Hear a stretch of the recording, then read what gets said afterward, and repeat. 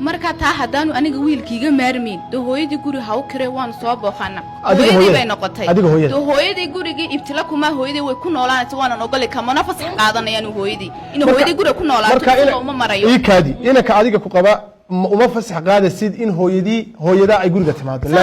laakiin waxaad rabtaa inuu adiga fasax kaaga qaadayo ogolaansho hooyadii ana guriga ka masuula laakiin hooyaday inta doonta ku nool walaalahay baa ku noolaanay isaga fasax ugama qaaday kamana masuul aha reerkayga wixii imanaya wixii ka baxaya waay waxaana jeceshay inuu ku ogolaansho hooyadii kaaga qaado hooyadii walaalkii haduu imanay maxay ku duwan yihiin hooyada iyo isaga hooyadii furitaan baa sabab saaba waxa muhiim ah in loo daayo inta guriga masuulka ka tahay imika odayaashan fadhiya waxaad moodo xogeen hablaha yara cadaadinayeen oo aragtidooda la yaabaneen ma ahayn aragtida qofka binaadamka la yaabo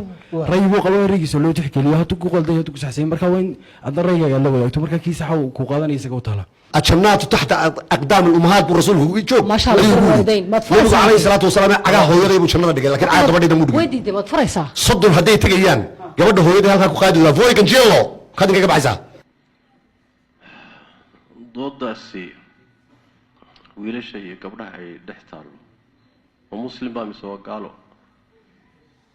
ومسلمين صومالية اوكي نظامك gurigooda maamula ama guriga ay ku hagaan ama ay isku guursadeen ma shariica islaam ba mise waa mid gaalo waa shariicada islaamka waana dad muslimiina warku waa cad yahay marka haddaan labada jawaabood helay in iyaguna muslimiin yihiin guriga sharcigii lagu dhisayna uu ahaa ka islaamka iyaguna gurigooda inay diin islaam ku maamulaan inta haddaan jawaabteeda helay jawaabta su'aasha jawaabteeda way caddahay guriga hooyadu waa hooyadii guriga aabuhuna waa aabihii guriga mid walbana xuquuq buu leeyahay ولهن مثل الذي عليهن بالمعروف وللرجال عليهن درجة وآيات قرآن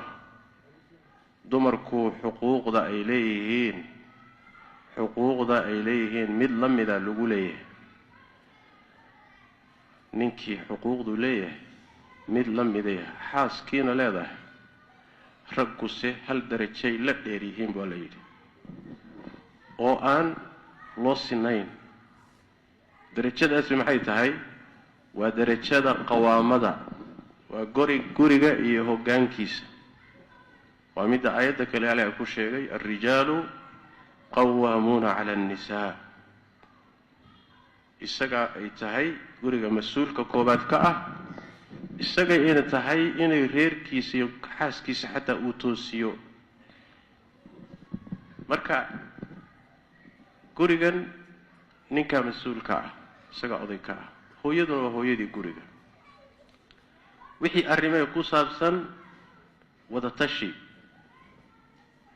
wa amruhum shura baynahum laakiin go'aanka gabadhamaysta ayaa leh marka la tashado odayga guriga iska leh laba awoodood oo simanna ma aha hadday laba awoodood oo siman noqon lahaayeen waa warka gaalada iyo sharciga gaalada gurigaasi ma dhisnaan karo waa ka Ilaahay quraanka ku sheegay shay kasta oo jira laba awoodood oo siman hadduu ka dhaxeeyo ma jiri karo law kana fiihima aalihatun illa allahu la fasadata samadan iyo dhulkani hal ilaah inuu leeyahay maamulo hal rabbi waxa ku tusaya hagaagsanidii isku toosnidii nidaamkii ay weligood lagu arkay ku socdaan hal jiha maamusha hadday laba jiha iyo ka badan maamuli lahaayeen way fasaadi lahaayeen suurtagal ma tahay hadda dawladdan ama dawladaha laba madaxweyne isku awooda dawlad ma maamuli karaan shirkad laba manager oo isku awooda ma maamuli karaan maya wax badiyo iska cad waay guriga ninka oday ka ah hooyaduna waa marwo muxtaramaho waa hooyadii guriga hadday timaado su-aasha qaraabada hadday timaado qaraabada dhanka gabadha ka socotana guriga xuquuq bay ku leedahay gaar ahaan hadday waalidka yihiin qaraabada xagga ninka ka socotana guriga xuquuq bay ku leeyihiin gaar ahaan hadday waalid yihiin ma jirto wax la yidhaahdo gabadhuna qaraabadeeda xor weeyaanoo guriga firigayo gurigu waa u fasaxayay ninka qaraabadiisuna gaar ahaan hooyadii baa la magacaabay guriga marka la keenayo waa in xaaska idan la weydiisto ya oo hadday diidana maamada meel kale loo raadiyo ayu sharcin hada waa sharcigee waa sharciga kufriga iyo gaalnimada waay sharci kufri waay sharci islaam maaha hooyada maamada guriga iskale ninkeeda hooyadii iyo aabihii gurigeeda idan weydiisan maayaan lianna ninkeedaba iyagaa iskale nabigeenu sal alla alay wasalam wuxuu yidhi anta wamaaluka liabiika nin buu la hadlayay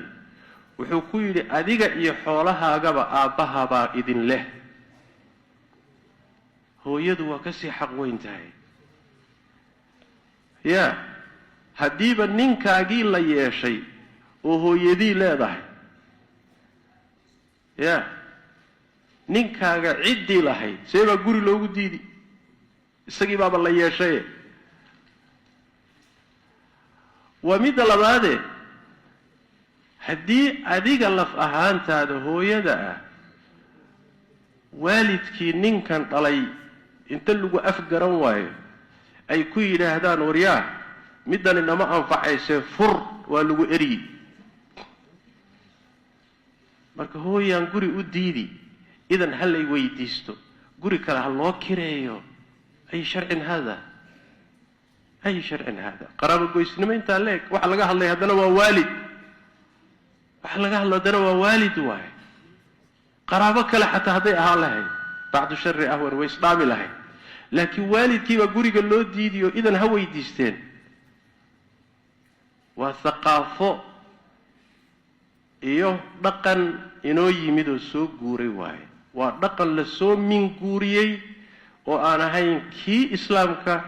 aanan ahayn kii bulshadeennu ay lahaan jirtay war miyaynu lahaan jirnay ma dhaqan waxaan lahaan jirnay hooyo meel kale ha loo raadiyo la yidhaah maya ama xagga xaaska ha ka timaado ama xagga ninka ha ka timaado hooyo gogasha ugu wanaagsan baa loo dhigaa cuntada ugu wanaagsan baa la siiyaa guriga idan ma weydiisato iyadaa iskale aabba waa sidoo kale ama dhanka xaaska ha ka yimaado ama dhanka ninka ha ka yimaado waalid baa idan weydiisanee adari dhaafi meel kale u kireen naagta sidaa qabtay in la eriyo waayo in la fiijiyo waayo taasi naag maaha xaas maaha haddayna waalidkiiba ogolayn oy gurigiiba ka sheemayso u diidayso xaaskaasi muxuu yahay ya malaha naag caddaan aad qabtaan naag yurubiyaana maad soo guursateen gabadhaas soomaali maahaan u malaynay waxaasi dhaqan maaha la dhaqankeenna islaamkana maaha walaa dhaqan diinteenna ka soo jeedana maaha waalidku madaxuu saaran yahay xaqa ilaahay siiye waa xaqiisa midka ku xiga ma garat xoolahaaga waalidkaabaa iska leh alimaamu axmed caleyh raxmat ullahi wuxuu leeyahay xataa inuu baahidiisa xoolahaaga ka qaato keliya meehe xoolahaaga intuu qabto wax ka sadaqaysan karaa waalidku addoontaada kuu joogta buu waalidkaagu xorayn karaa isagoon idanku weydiisanay alimaamu axmed fii kitaabi ilwarac buu saa ku leeyahay marka waa yaabay gabdhihii iyo wiilashii baa doodaya boqolyaha tictokga ku jira un habeen dhaweyd ka hadlayn ma kuwaasaa doodaasi dhex taalla hade kuwaasi waxaan u malaynaya waxaan ugu cudur daaraynaa islaamba kama warhayaanba dhaqan islaamna intooda badan kama warhayaan mushkilada haysata waxa weeye doodaha waxa keenaya thaqaafada iyo dhaqamo kale lasoo maqlay lasoo arkay markaasaa waxa weye guryihii islaamka la doonaya in lagu maamulo wax foolxun waahay nacam